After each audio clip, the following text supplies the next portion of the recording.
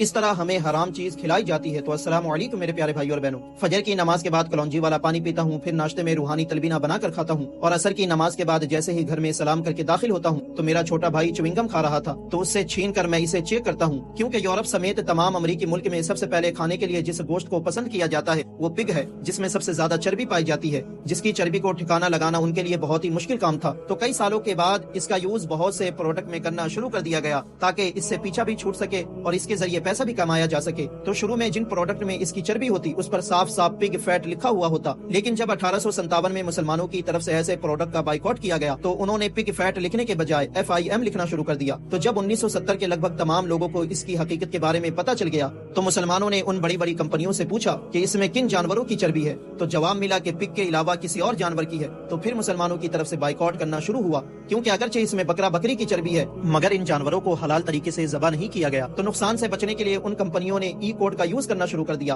ताकि आम आदमी अंधेरे में रहे, सिर्फ फूड एडमिनिस्ट्रेशन को ही पता चल सके, और जो मुसलमान इबादत करते वक्त नमाज के अहम मसाइलों पर तवज्जो नहीं देते वो कहाँ हमारे इन कोडों पर तवज्जो देंगे। तो इस तरह मार्केट में मिलने वाले बहुत से प्रोडक्ट में पिग की चर्बी पाई जाती है जिस बारे में हमें पता तक नहीं, क्योंकि उसमें ई कोड का इस्तेमाल किया जाता है। और ये है वो सारे ई कोड, जिस प्रोडक्ट में आपको इनमें से कोई भी नजर आए तो समझ जाना कि इसमें किसी न किसी तरह पिग की चर्बी मिलाई गई है। खैर, हमारे यहाँ जितने भी च्युइंगम मिलते हैं इनमें से अक्सर में किसी भी जानवर की चर्बी नहीं मिलाई जाती। आपको अक्सर च्युइंगम की पैकेट पर ये ग्रीन निशान देखने को मिल जाएगा, जिसका मतलब ये होता है कि इसके इंग्रेडिएंट में कोई भी नॉनवेज चीज नहीं मिलाई गई है। लेकिन इन चीजों को इतने भी अंधे होकर खाना मत शुरू कर देना, बल्कि एज अ मुस्लिम हर एक चीज खाने से पहले रिसर्च करना सीखो, क्योंकि हराम खाना गुनाह मिलने के साथ साथ आपके ईमान को भी कमजोर कर देता है। और अगर किसी च्युइंगम में कोई हराम चीज नहीं मिलाई गई है तो उसे खाना जायज है।